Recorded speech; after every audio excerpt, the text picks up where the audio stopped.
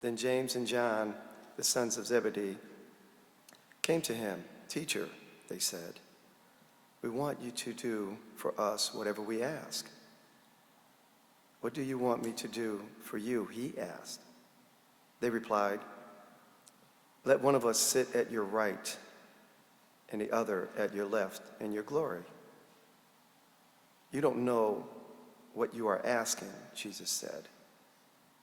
"Can you drink the cup I drink, or be baptized with baptism I am baptized with?"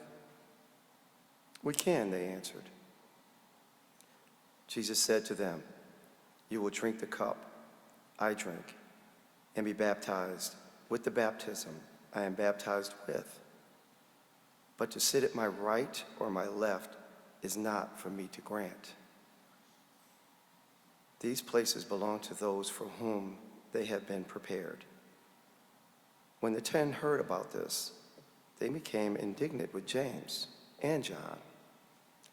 Jesus called them together and said, "You know that those who are regarded as rulers of the Gentiles lord it over them, and their high officials exercise authority over them. Not so with you. Instead, whoever wants to become great among you must be your servant, and whoever wants to be the first must be slave of all. For even the Son of Man did not come to be served, but to serve and to give his life as a ransom for many." The word of God for the people of God.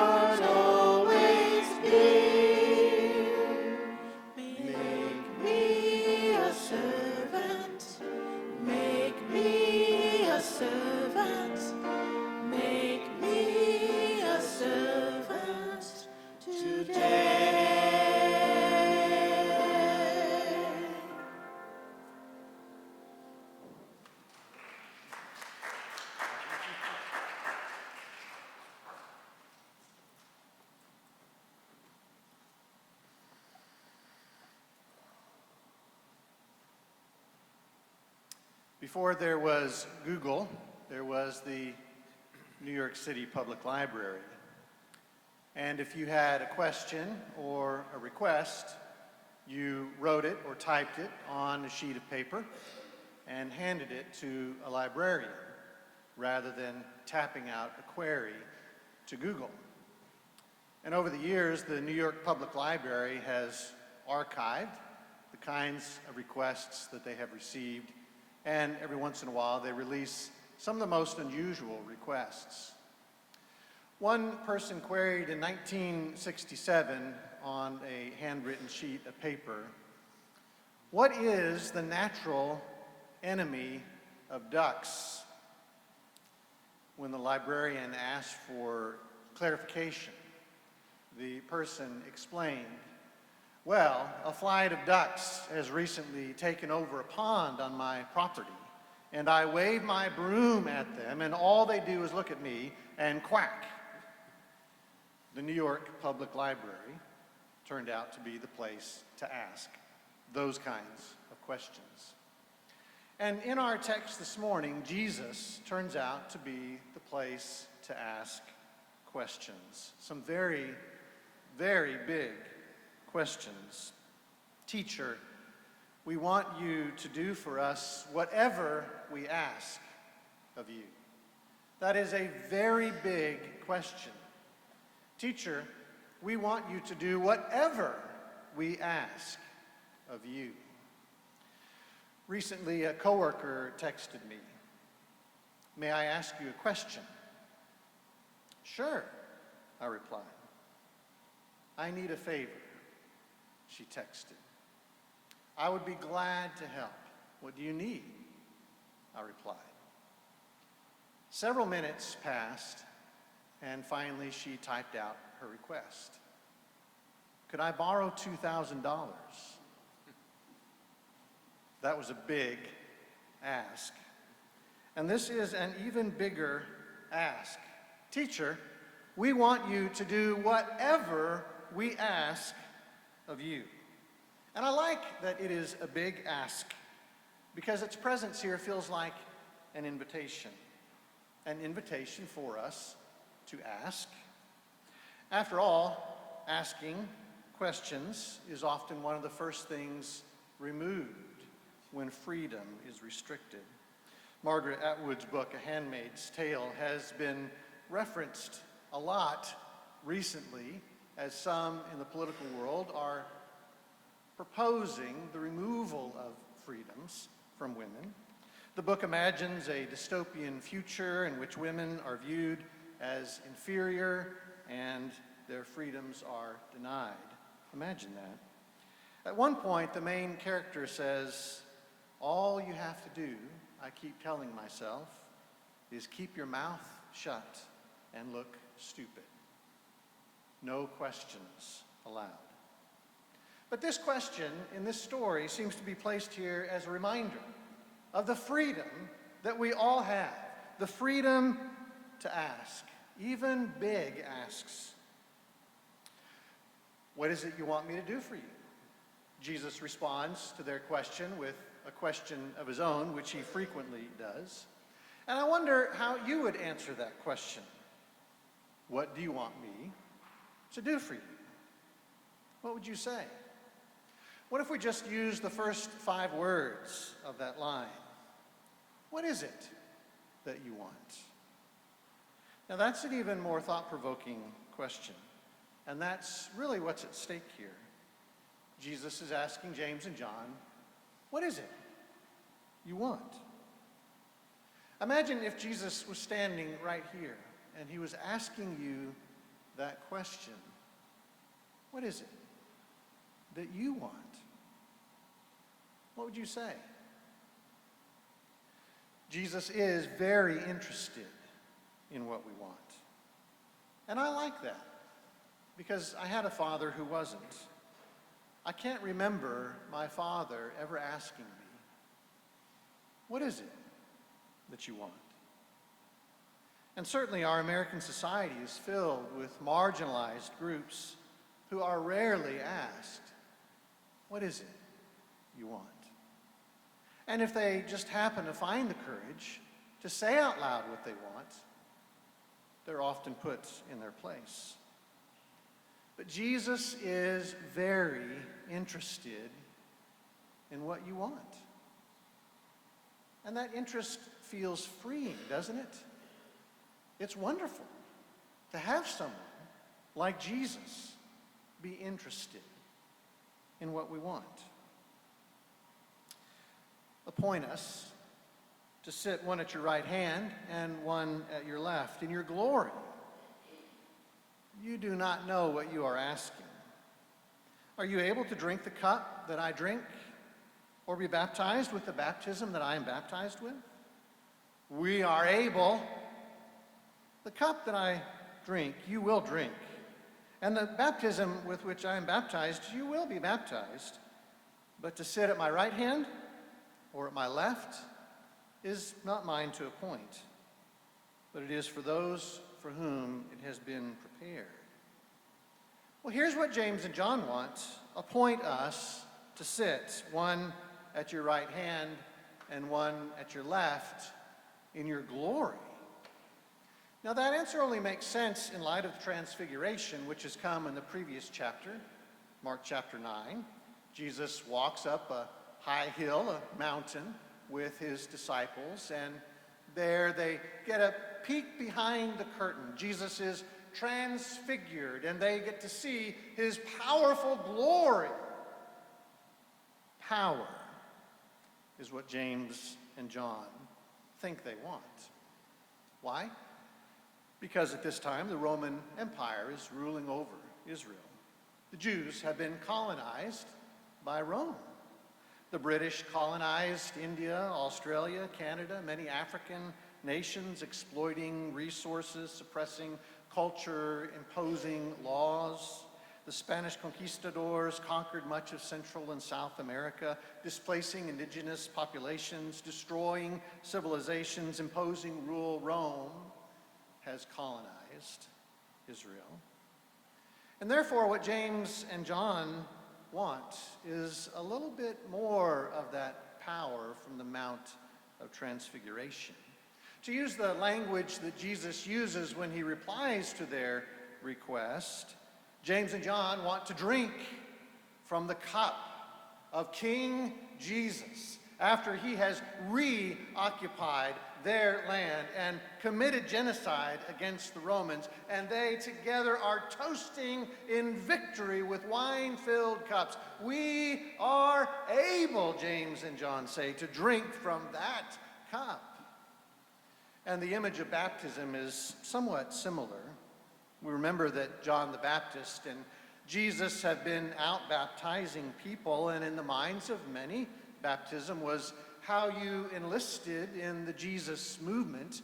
And James and John are envisioning something like a military recruiting office, and they've shown up to sign up. They're here to enlist. We are able to be baptized, to be enlisted into your righteous military movement, they say. What James and John think they want is power. And that is what so many people of faith think they want. Christian missionaries played a role in the forced assimilation and displacement of Native American populations. They sought to convert Native Americans to Christianity and dismantle their traditional cultures. They wanted power. Christianity was used to justify the enslavement of Africans and the exploitation of their labor. Biblical passages were cited to support the idea that black people were inferior and divinely ordained as slaves. Those people of faith just wanted power. Christianity is often used to justify discrimination against LGBTQIA individuals. Why? Because like James and John, people of faith think what they want is power. And really, all of us want power in more practical, more mundane ways. In many ways, most of us just want a little more control over our lives. We'd like more say in our marriages, our friendships, our churches, our jobs. There really are a few things worse than feeling like you have no control, no power. I went through a difficult divorce after 34 years of marriage last year. I changed careers last year. I buried my father this year. I've never had a harder year. Why? Because so much was outside of my control. I felt powerless.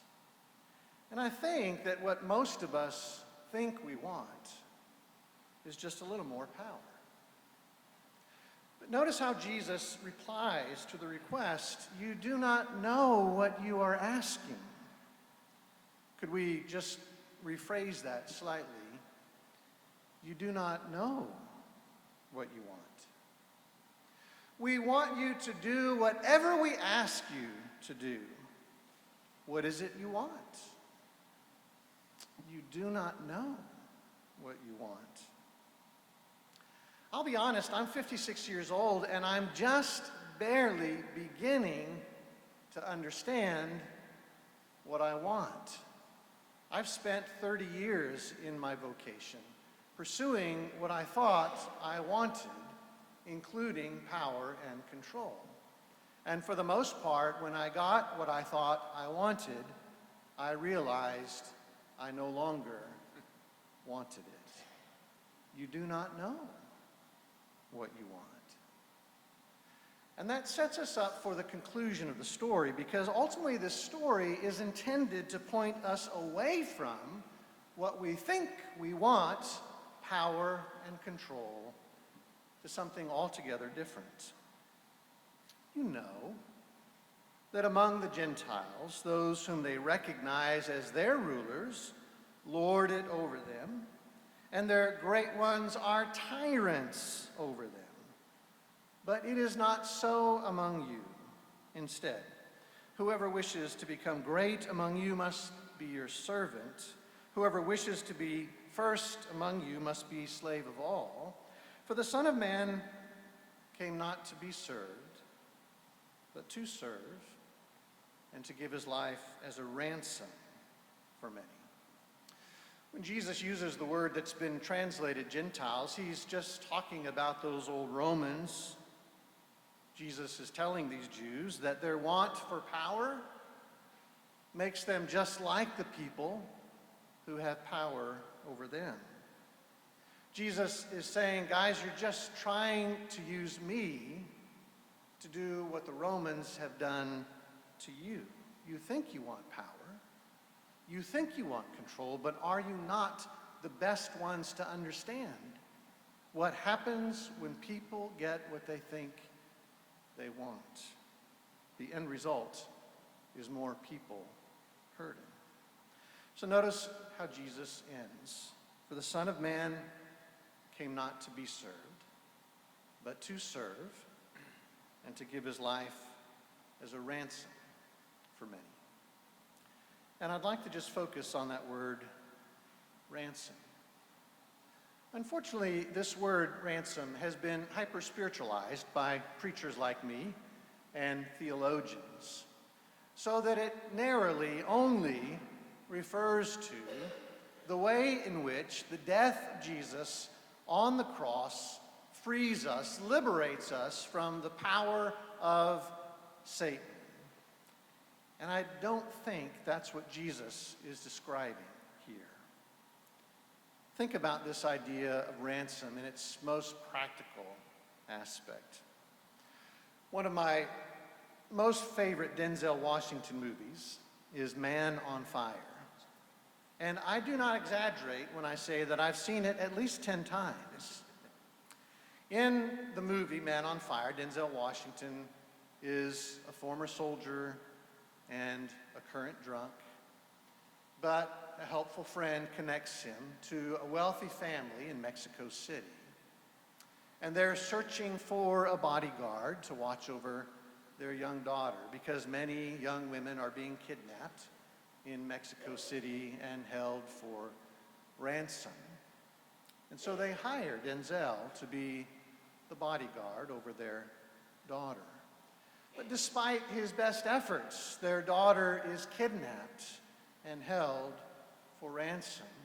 And the family offers up the $2 million ransom, but something goes wrong at the drop and the money disappears and the daughter is still held by the kidnappers. And so eventually Denzel comes up with a solution. He negotiates another ransom himself. He will offer himself in exchange for the daughter. And in the closing moments of the movie, we see Denzel offering himself as ransom and the young daughter running free to her mother. What is a ransom? A ransom is simply something that frees other people. A ransom is simply someone who frees other people. Jesus isn't saying that he is the only ransom. Jesus isn't saying that the cross is the only ransom. Jesus is saying that the life he's living and the death he is dying will be a ransom. But most importantly, as he has called us close to him, he is saying, every one of you are ransoms. Here's what I think this story is about. What we think we want is power. What we think we want is control. And in its worst forms, what we think we want is power and control to restrict, to limit, to deport, to lock up, to ban, to legislate against others. But what we were made for, what we really want, is to be ransoms. What we were made for, what we really want, is to live and die in such a way that more people feel free. Free to be who they were made to be. Free from biases and judgments. Free to live without restrictions and condemnations. That's what matters most, Jesus says. If you live your life every day in such a way that people around you are free, you will find what you most want. But there's more. Because you know what I think this story is really saying? I think that it's really saying that deepest down, what we all want is to be free. We're not just all potentially Denzels. We are all, in reality, that little girl. And what we all want is freedom. Maya Angelou writes, "A free bird leaps on the back of the wind and floats downstream till the current ends and dips his wing in the orange sun rays and dares to claim the sky. But a bird that stalks down his narrow cage can seldom see through his bars of rage. His wings are clipped and his feet are tied, so he opens his throat to sing. The caged bird sings with a fearful trill of things unknown but longed for still, and his tune is heard on the distant hill, for the caged bird sings of freedom. The free bird thinks of another breeze and the trade wind soft through the sighing trees and the fat worms waiting on the dawn-bright lawn, and he names the sky his own. But a caged bird stands on the grave of dreams. His shadow shouts on a nightmare scream. His wings are clipped, his feet are tied, so he opens his throat to sing. The caged bird sings with a fearful trill of things unknown but longed for still, and his tune is heard on the distant hill, for the caged bird sings of freedom. Ours is a world of caged birds singing. The Palestinian yearning to be treated like a human, the pregnant woman longing for right over her own body, the child at school hiding in a closet from yet another school shooter, the LGBTQIA plus young adult crying for equal rights and equal love, the refugee at the border seeking asylum, the aging senior forgotten by family and friends, the Ukrainian fighting still to save her home, the divorcee, the widow, the person laid off, the child of abusive parents, the survivor of domestic abuse, the young adult struggling with ADHD, the middle-aged woman with cognitive or physical disabilities, caged birds singing, standing on the grave of dreams, their shadow shouting on a nightmare scream, wings clipped, feet tied, so they open their throats to sing. Every one of them, every one of us are caged birds singing. And what we all want, what we all desperately need is just a little more freedom, just the chance to name the sky our own. And that's what Jesus came to live for. That's what Jesus came to die for. That's what we are called to live for. Not power, not control, not reigning, not ruling over others, not standing in judgment over others, not drawing lines, not building walls, not passing laws to restrict, but freedom and flying and rescuing and releasing until every one of us, until every one of them is a free bird leaping on the back of the wind and floating downstream till the current ends and dipping their wings in the orange sun rays and daring to claim the sky. That's what we all want. That's what we all live for. And over the next few weeks, that's what I hope you will vote for. Amen.